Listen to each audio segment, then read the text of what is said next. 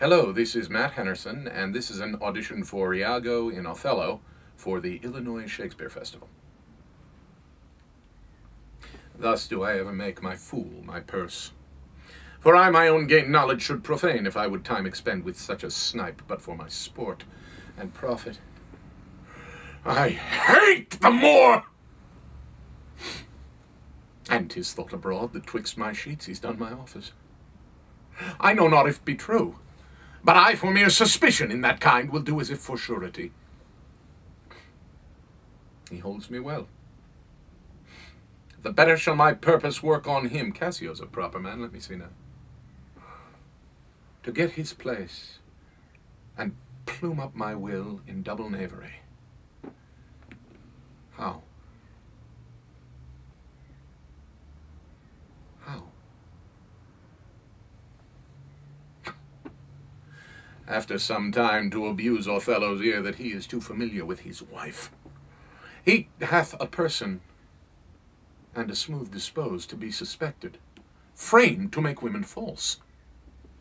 The Moor's a free and open nature, too, that thinks men honest, that but seem to be so, and will as tenderly be led by the nose as asses are.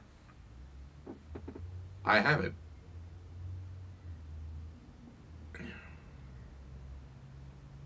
It is engendered. Hell and night must bring this monstrous birth to the world's light.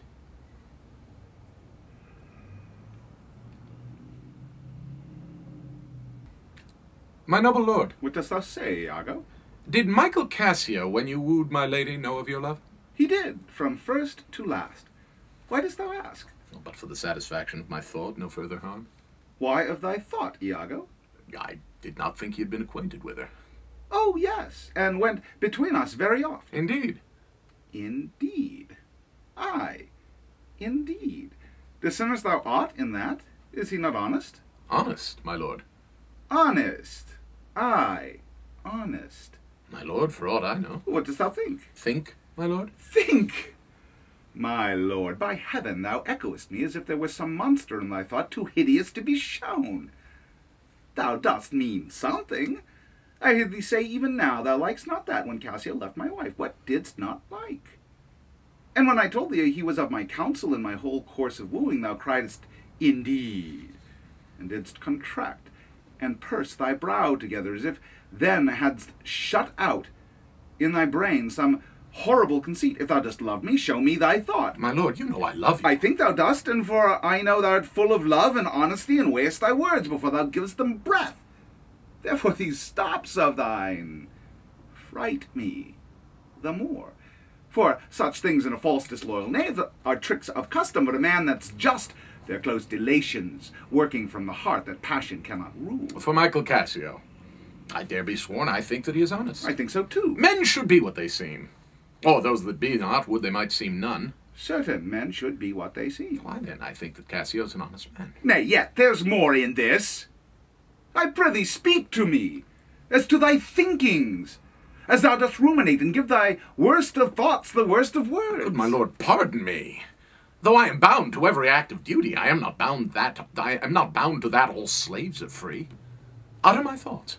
Why, say they're vile and false, as where's that palace whereinto foul things sometimes intrude not? Who has that breast so pure, where no uncleanly apprehensions keep leets and law days, and in sessions sit with meditations lawful? Thou dost conspire against thy friend, Iago, if thou but thinkst him wrong, and makest his ear a stranger to thy thoughts. I do beseech you, though I perchance am vicious in my guess, as I confess it is my nature's plague to spy into abuses, and oft my jealousy shapes faults that are not, that your wisdom, from one who so imperfectly conceits, would take no notice. Nor build yourself a trouble out of his scattering and unsure observance.